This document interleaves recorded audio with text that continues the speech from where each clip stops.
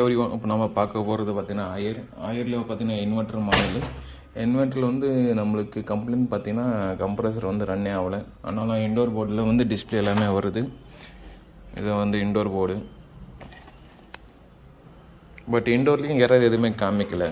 சரி எப்படின்னா error most of all பார்த்தீங்கன்னா ஒரு ஆஃப் அன் ஹவர் மேலே 3/4 மணி நேரம் மேலே தான் காமிக்கும். ஏன்னா ஒரு டைம் 2 டைம் அட்டெம்ப்ட் நடக்கும் அவுட்டோர் ஆன் ஆகிறதுக்கு. பட் இருந்தாலும் அவுட்டோர் ஆன் ஆகலை. அதுக்கப்புறமா தான் நம்மளுக்கு என்னென்ன எரர் தெரியும். பட் நமக்கு அப்படி பாஸ்ட்டாக எரர் தெரியணும்னா அவுட்டோர் போர்டில் இருக்கிற எல்இடி வச்சு நம்ம ஈஸியாக ஃபைண்ட் அவுட் பண்ணலாம். இந்த அவுட்டோர் போர்டில் பார்த்தீங்கன்னா ரெண்டு எல்இடி இருக்குது. ஓகேங்களா, இங்கே ஒரு எல்இடி, இங்கே ஒரு எல்இடி இருக்குது. பட் இங்கே ஒரு எல்இடி மட்டும்தான் எரியுது. பட் இன்னொரு எல்இடி எரியவே இல்லை. அதனால் போர்டு பார்த்திங்கன்னா ஃபுல்லாகவே டெத் கண்டிஷனாக தான் இருக்குது, ஆனே ஆகலை.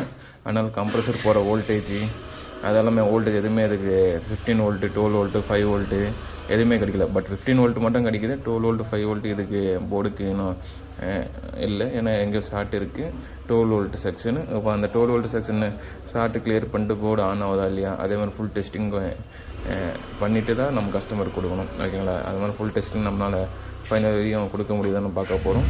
லாஸ்ட் வரையும் பாருங்கள் ஃப்ரெண்ட்ஸ். ஃபைனலாக பார்த்தீங்கன்னா இப்போ போர்டு பார்த்தீங்கன்னா ரெடி பண்ணியாச்சு. ஏன்னா லாஸ்ட் டைம் சொன்னேன் இங்கே ஒரு எல்இடி தான் எரியும். பட் இது எரியல. இப்போ பார்த்தீங்கன்னா 2 எல்இடியுமே எரியுது.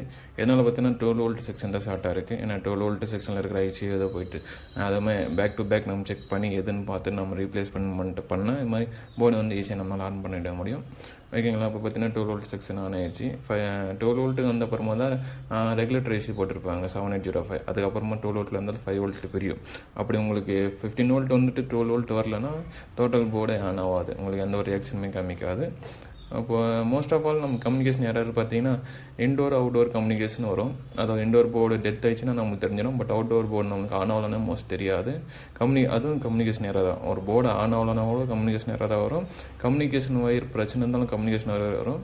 எனக்கு கம்யூனிகேஷன் ப்ராப்ளம்ன்றது பெரிய ப்ராப்ளம். அதை ஃபைண்ட் அவுட் பண்ணுறது கொஞ்சம் கஷ்டமான வேலை தான். இப்போ பார்த்திங்கன்னா இப்போ நம்ம போர்டு ஆன் பண்ணியாச்சு. இது கம்ப்ரஸர்லாம் ஃபுல்லாக வச்சு ரன் பண்ணிவிட்டு ரன் ஆகுதுல என்ன பார்க்க போகிறோம். ஃபுல் கனெக்ஷன் கனெக்ட் பண்ணியாச்சு. இன்டோர் வந்து ஏசி மோட்ரு தான், அவுட்டோரும் ஏசி மோட்ரு தான். பட் இது எல்ஜியில் மாதிரியே அயர் போர்டுக்கும் கம்யூனிகேஷன் ஆகுதா இல்லையதுக்காக ஒரு எல்இடி கொடுத்துருக்கான். இது கம்யூனிகேஷன் ப்ராப்பராக இருந்தால் மட்டும்தான் இது மாதிரி பிளிங்க் வரையும். இன்கேஸ் ஏதாவது கம்யூனிகேஷன் ஆகலன்னா ஸ்டாண்டர்டாக என்ஜின் இருக்கும்.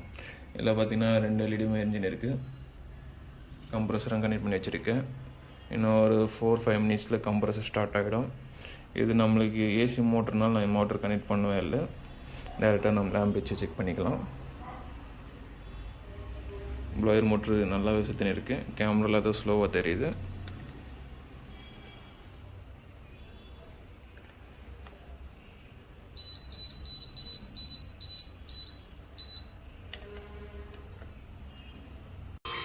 கம்ப்ரஸருக்கு சப்ளை வந்துட்டு பார்த்தீங்கன்னா கம்ப்ரஸர் ஓடினே இருக்குது. டிச்சார்ஜ் லைனு நல்லாவே தள்ளுது. செக்ஷன் லைனும் நல்லாவே இருக்குது.